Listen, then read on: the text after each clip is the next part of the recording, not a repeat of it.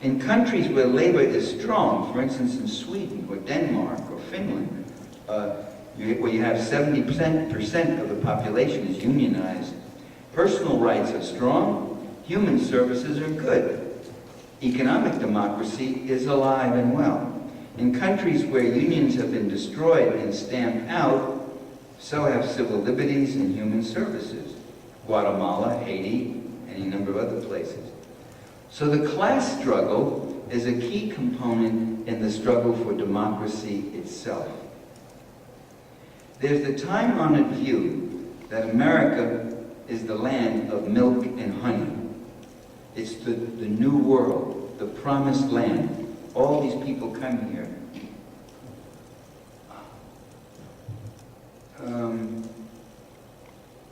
And in fact, while there was an abundance of choice, fertile lands, that did give a tough but decent existence to many homesteaders who could somehow at least get enough to eat.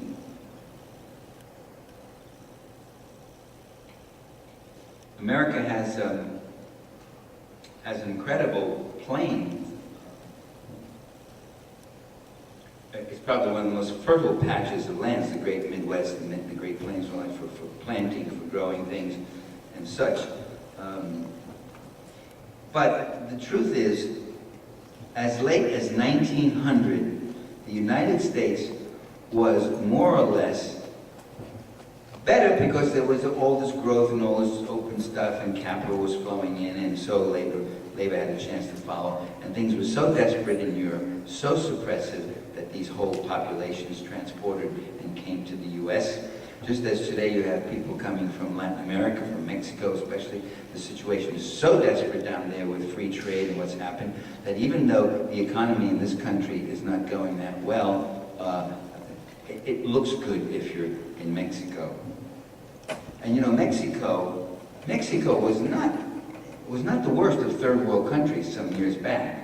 I mean, compared to places like Liberia or Haiti, or even to some extent Guatemala, with the wars happening the way they were, Mexico wasn't such a bad place to live, but it's gotten worse. So you can have people coming in, but your own country can be in the doldrums. And as late as 1900, the United States was a third world nation, a half a century before the term had been invented. It was a free market paradise of a kind that reactionary Republicans and libertarians like Ron Paul dream about returning to. Free, everything free, government not involved in anything. No government regulations, no government interference. So we had child labor, we had 14-hour work days, we had widespread poverty and unemployment, we had no pensions or minimum wage protections, we had no disability insurance, we had no occupational safety, we had contaminated foods being sold to the public, even worse than today. We had regressive tax systems, even worse than today. We had typhoid epidemics and tuberculosis and various other diseases of poverty. We had labor unions that were either weak or non-existent, being repressed by the courts. There was mass consumption by the 1920s, but still mass poverty. There was mass immigration from 1870 to 1914, what I was saying before. People came here to work. And then came the Great Depression of the 30s. When I was a kid, the Great Depression was like a ghost haunting my family. I heard about the Depression. It was like, the Depression. Well, during the Depression. The Depression. And I remember my Uncle Joe and my dad saying, well, after the war's over, the Depression is going to come back. And that actually what took the country out of the Depression. The New Deal never really got this nation out of the Depression. It didn't spend enough. It did put in a host of very progressive and worthwhile programs, of which we still have some, like disability insurance and pension retirement and what's the third one? Well, that's the pension, but Social Security has three components to it. It has old age, old age retirement, disability, and the third one is survivor insurance, right? So if if the breadwinner dies, your kids can receive Social Security until they're 18 years old. It makes a big difference. It's a lifesaver for many people. So it had some good things, but it never really got that economy going. What got that economy going was the war. What the government couldn't spend for prosperity and for feeding people, the government could spend for war and killing people. And that's what happened. World War II came and wages went up. And wages went up because there was an immense amount of production, all sorts of things to build now. Not the houses and hospitals and schools and bridges and roads that we needed.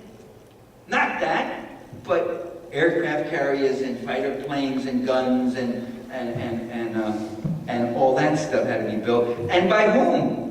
You had 10 million men who normally would be in those factories off in the war. So all sorts of other guys who were able to get out of the war, and women, now entered the labor market and got wages they had never dreamed of. I mean, it was like a shot in the arm, you know? My Uncle Nick, who worked in a garage auto manufacturer, maybe auto mechanic, who maybe came home during the Depression with 30 bucks in his pocket, $40 at the end of a week. That would be good money. Now he worked in a defense plant. He was making $80 and $90. Wow, people just had never seen it like that. Well, Uncle Joe and Pop were saying, this bonanza is going to be over. Once the war's over, you're going to have 10 million guys back looking for jobs, and they'll stop all this spending, and we'll all collapse and fall into a terrible depression. But what happened instead was, after the war, two remarkable things. One thing was that all these people who were making all this money didn't have much to spend it on. Everything was rationed. You couldn't buy any new cars. Nobody was making cars anymore. You couldn't buy a new home. You couldn't buy this or that or anything. So a lot of people saved. There was an immense backlog of consumer buying power in 1945 at the end of the war, and people were ready to buy. Second, the millions of people who came back from the war, mostly men, almost all men, were the benefit of what was called the GI Bill.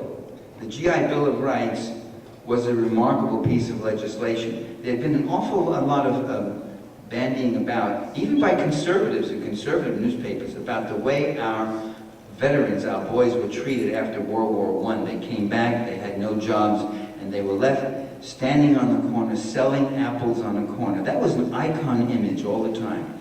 Our soldiers who come back from the war, who fought and sacrificed so much, are they going to be standing on the corner selling apples again?